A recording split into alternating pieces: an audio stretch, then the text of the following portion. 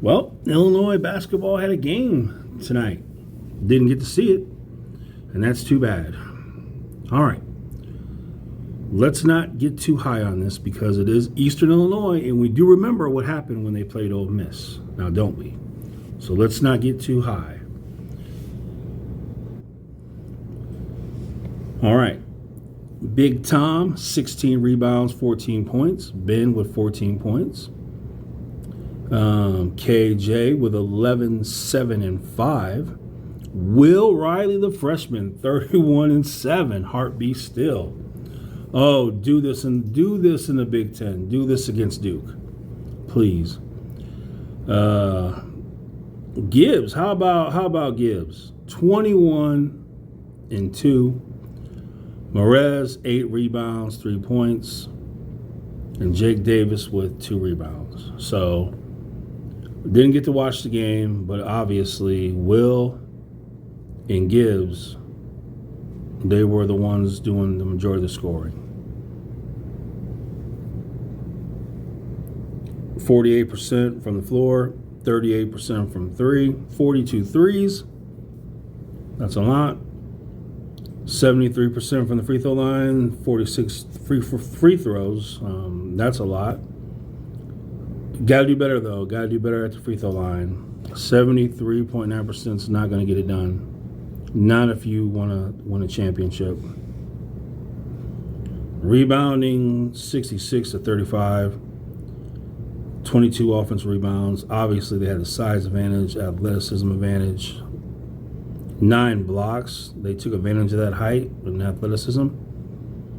17 assists, and then we're going to go to the turnovers because you know I love it. If you know me, you know I love to see the assist to turnover ratio. You know I love that. 13 turnovers. I'm sure Brad doesn't like that number. But they do have more assists than turnovers. That's a positive. But still, you want to strive to be under double digits in turnovers. It really helps. Tremendously so. So what we could take from this, work on your free throws, work on your three-point shooting, and then cutting down on turnovers. Once again, we can't get too high because we remember what Ole Miss did to them. So don't want to get too high on that. But we do want to see those improvements. See, for Eastern, we had a couple people with 13. Guy came off the bench and had 10. First half, Illinois 50, Eastern 35. And what I do like to see, what's a positive, in the second half, they score 62 and they give up 32. That's a positive. A lot of times you come out, you get a lead, and then you just relax, go home. But when you have young players who want to put up points, what a difference it makes. This is what a Will Riley does to the team. Somebody with legitimate hopes at being a lottery pick in the draft next year, motivation is there to score points. So instead of the typical, we're up big in the first half, let's just coast to the second half, you had players like Will wanting to score, and then Gibbs being motivated, wanting to score. What an X factor Gibbs can be. If Gibbs can give us something this season, what an X factor we're looking at. So anyway, Illinois, they handle their business. They win easily. That's what you love to see. But we'll see what happens next game. So, easy game coming up, then another easy game, and then it gets real. Taking on number 2, Alabama, on the road. So, unfortunately, you're not going to get a test. You're going to go right to the final against Alabama.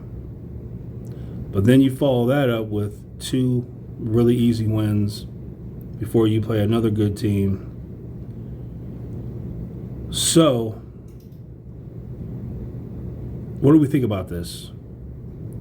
What do we think about 1, 2, 3 easy games, really easy games, and then all of a sudden playing Alabama on the road? It's basketball, so it's not the end of the world if you lose this game against Alabama, but same thing, go in reverse.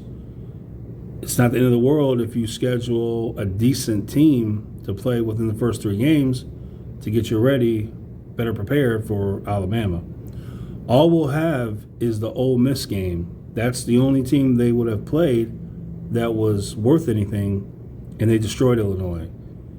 And you can't build anything up when you play against this kind of competition. So all of a sudden, you're playing Alabama on the road. I don't like it. I don't like it. Let me know what you guys think.